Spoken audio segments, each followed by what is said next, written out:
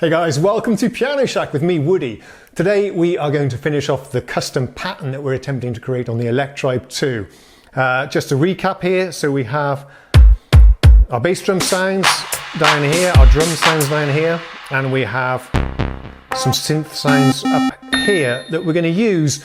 And yes, this is going to be a 80s synthwave inspired thing based on a pattern I heard, or a song I heard, by a bunch of producers that call themselves The Midnight. It's really great. I'll leave a link in the show description. Right, so we have an empty pattern, and all of these init patterns just begin with they already have a bass drum recorded, which is okay. We can use that, I guess. A couple of things we need to do first, however. I need to change the length of the pattern. By default, it's just 1 bar, and I want all 4 bars, 1, 2, 3, 4, to be enabled. And I also need to change the key signature, and I want to change the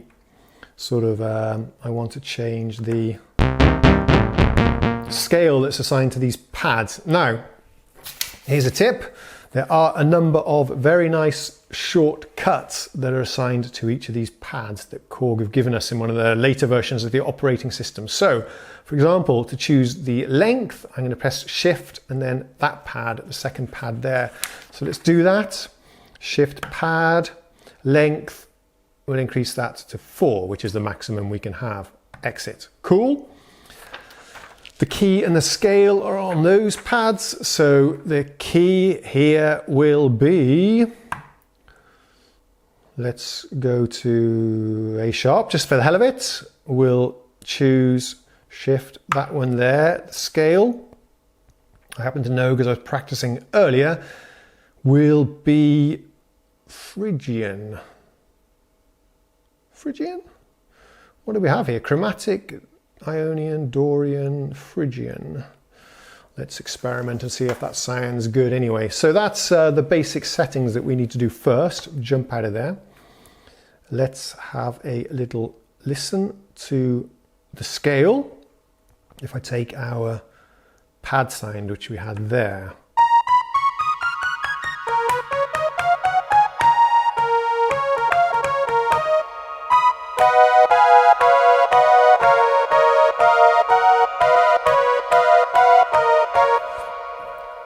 That should do the trick. Okay, let's start recording then.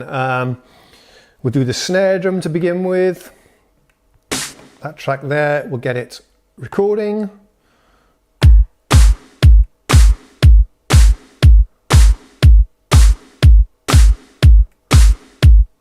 There we go.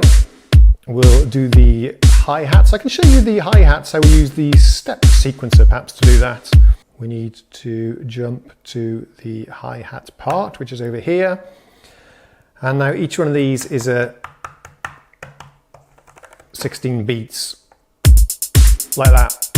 Okay, but I don't want 16ths here, I want 8ths, so that should be every other one now. Yep, and we need to do the same thing for the other 4 bars. Okay, that's how you use the sequencer mode. Okay, and I want our massive, let's jump back to trigger mode. I want our claps at the end of the pattern, so let's go for that.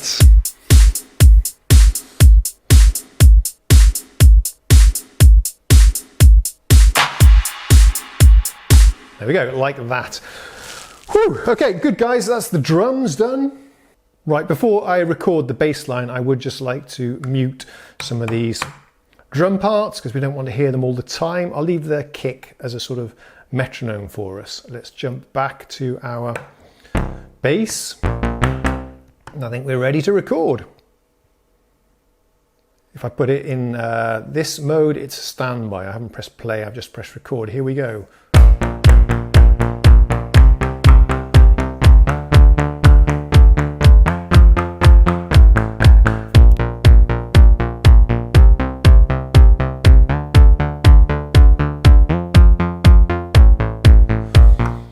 Okay, I'm going to do that one more time for you. I didn't like the transitions there.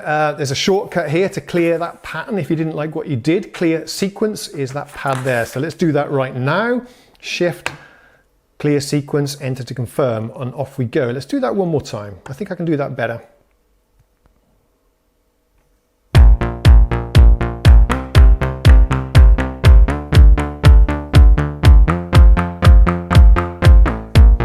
That's it, that's what I wanted. Switch off that there. Cool, that's our bass line recorded. We can actually, let's do a bit of, record some motion here on the controls. That's a nice thing to have. What I'd like to have here is a filter sweep. Let's do that right away.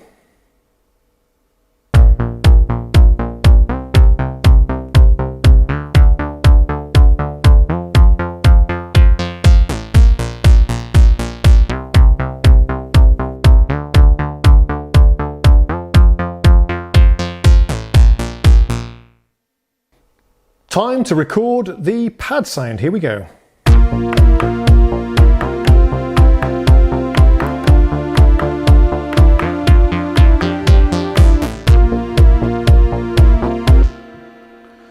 Not sure if that's finished satisfactorily. Let's take away some of these parts for now. Mute that one, mute the bass. Take a listen to what we just recorded.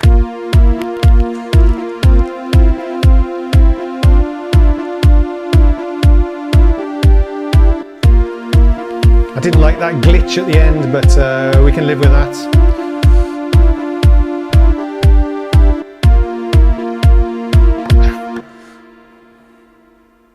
Okay, let's add a little bit of modulation to make this more interesting. Let me show you how that works.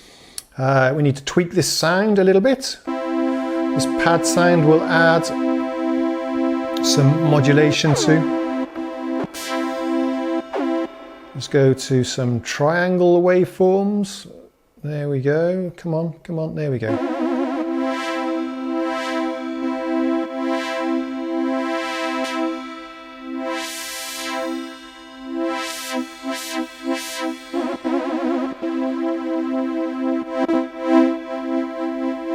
Panning, perhaps? Let's try what.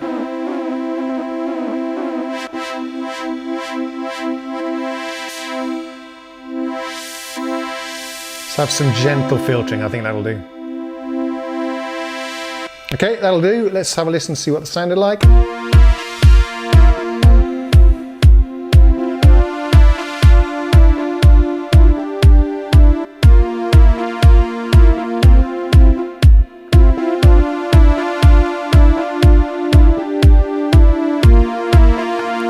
Cool, that'll do nicely. Okay, we're going to move on to the arpeggio pattern next. So I want this to be quite a punchy, so I want this to be a short little sound there. Let's put there we go. We have some delay there, but that'll do. Let's record.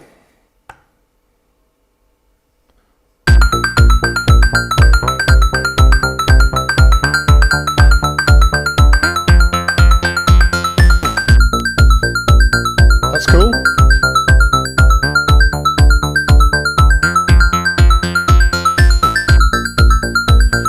Let's also modulate this part as well. Let's just switch the bass off for a second. We'll go back to this one there. Let's add some modulation again. Shift up to the... Find something... The pan, that's quite nice. I like that. Of course, this is too loud. We'll turn that down a little bit.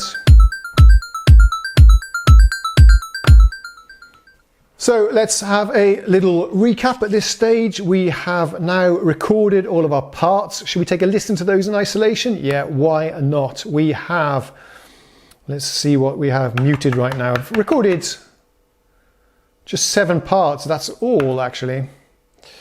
We have our bass. There's a drum pattern here. While we're doing this, we can actually get the values correct as well.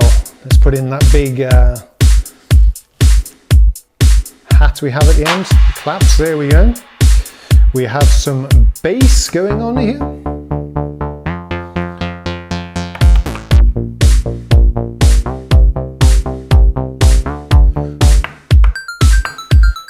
We've got some arpeggios.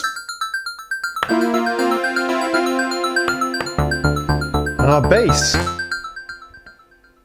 Okay, I think we will do the performance in a separate video because this one has gone on long enough, but don't worry, I'm going to release it at the same time as this one, so if you're curious to see what the result was, then go check it out.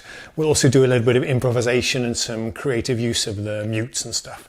Thanks for watching this tutorial anyway. I hope you enjoyed it and see you again soon. Ta-da!